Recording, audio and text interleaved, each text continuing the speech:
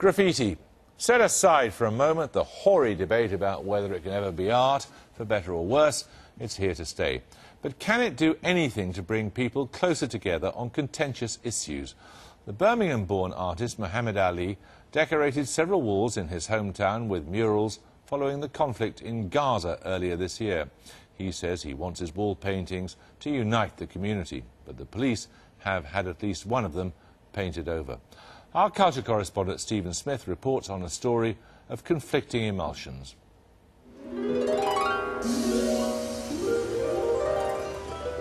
I'm born and raised here. I want to decorate some of the ugly, grey walls in my city.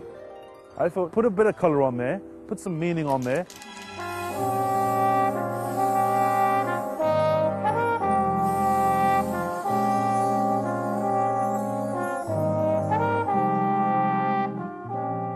My attitude was, anyone involved in graffiti was horrible, and they should be put in iron gibbets and hung from the lamppost so we could throw tomatoes at them. Using a language and using the form of Arabic, which is a very beautiful letter form anyway, I think it's really interesting that he's doing that, because no one else is doing it. 1, 2. Mohammed Ali is painting this wall in his native Birmingham. So this is graffiti then? Or is it street art? Well, let's ask the bloke who generously donated the wall. I heard a lot about him. I've seen quite a few videos around of him doing graffiti, art in certain places. Well, which is it?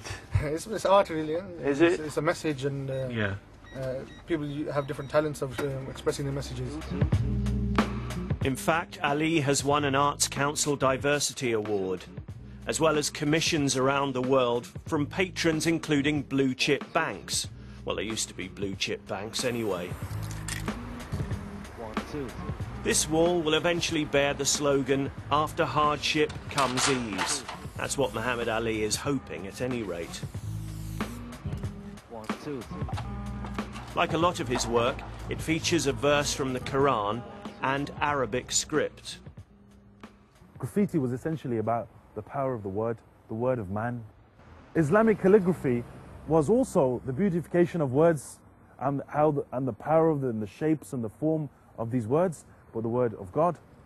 This isn't just two random art forms. This is two unique art forms that do have something that really, really is quite exciting about how they come together. I mean, William Morris and the patterns of William Morris have been a great inspiration for me. I've always been amazed by the fact that one of the finest pattern makers in England, William Morris, and how he took inspiration from Islamic geometric patterns.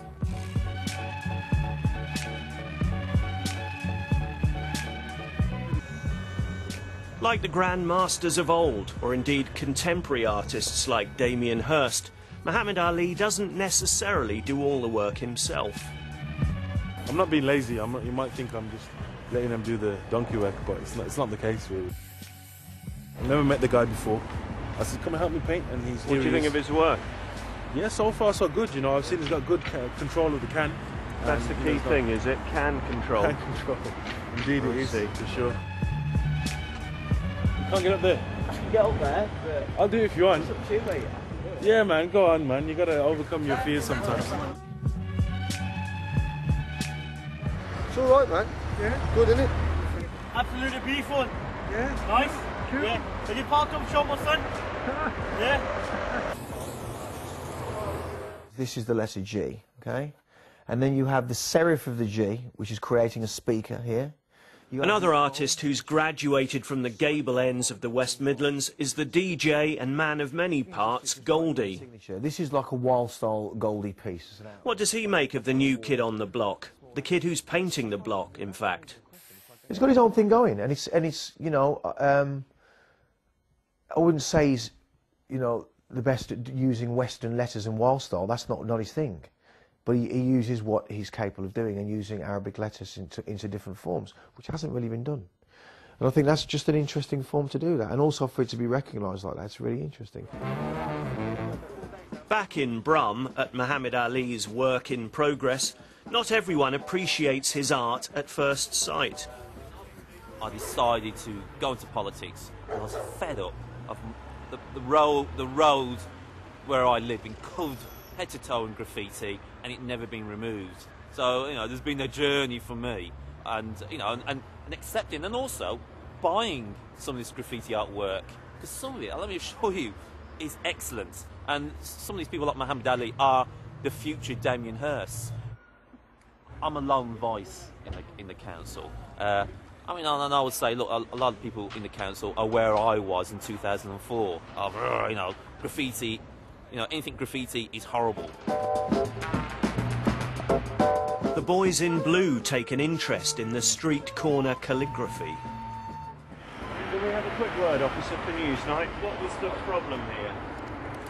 Unfortunately, I'm not prepared to discuss. There was a complaint or something, is that right? No. There's been no complaint whatsoever.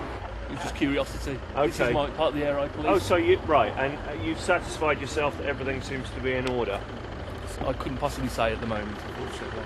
Okay. But another of Mohammed Ali's walls, prompted by events in Gaza, didn't get off so lightly. It now looks like this, after the police ordered it was painted over, apparently because of fears it could attract trouble for local residents. There was nothing about this wall that was offensive in any way. I made clear efforts to make the message something that spoke to all people of all faith and all background.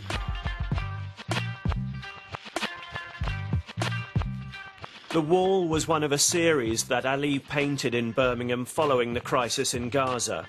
Surely he's taking sides on the conflict then, making a political point. He says not. You might call it political, but I say this is humanistic. This is talking about a message which is for the whole of humanity. If me as an artist don't speak about that, I think I would be doing an injustice. I always wanted to build bridges with the work that I do, and 99% of my work has always been about that. Bringing art to people that connects communities, that builds bridges, not shake the bridges that we're on. So this is a But it's not the way every graffiti artist would have responded to Gaza. Me as a graffiti writer, I would have just got a plane there and found a wall and painted it. You know, that's a personal graffiti writer's own way of doing things. But I mean, you have to. I think if you're going to be active, then you get involved. Get involved, you know, at the source. I mean, that's really what you do. There's a few walls in Gaza.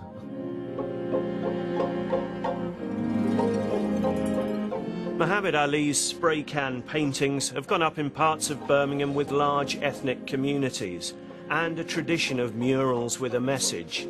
They can't be seen from the city centre. An interesting question for me is why isn't it everywhere in the city? Who is commissioning it? Who is wanting it? Who is desiring it? Who is allowing it? You can find any meeting of people who are opposed to the attacks on Gaza. You can find any kind of public meeting where people are in support of them. What you rarely find is a public space where people from both sort of views and positions can get together and talk about them, and not necessarily in a what we would think of as a convivial way. I'm born and raised in Birmingham. It's convivial enough at the international school in Birmingham. I'm an aerosol artist. Mohammed Ali is often asked to visit schools like this, where there's a problem with graffiti tags.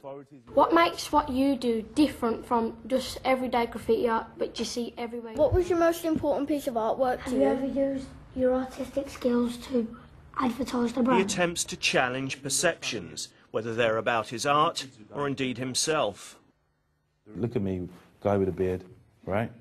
Muslim guy called Muhammad. And on television, they might show Muhammad, somebody, the terrorist, looking really mean, and he's got... I can look mean like that as well, I just have to put a stern face on. Then you think, my God, this Muhammad's crazy, yeah? You might not ever meet another Muhammad again, but in 10, 15 years' time, maybe I'm hoping you remember that. Hang on, I met a Muhammad who was kind of chill, that guy, he was all right. We had a nice chat.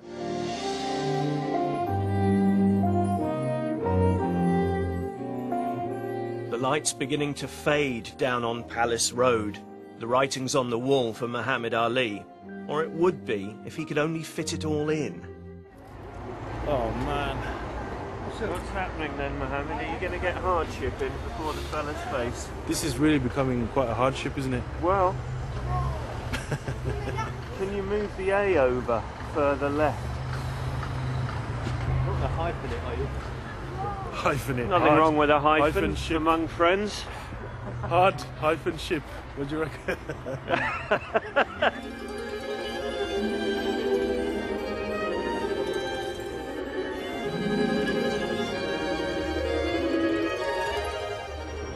Kenny. Yeah, yeah. See, after hardship comes ease. I couldn't do it first. Now, then I did it. Nice,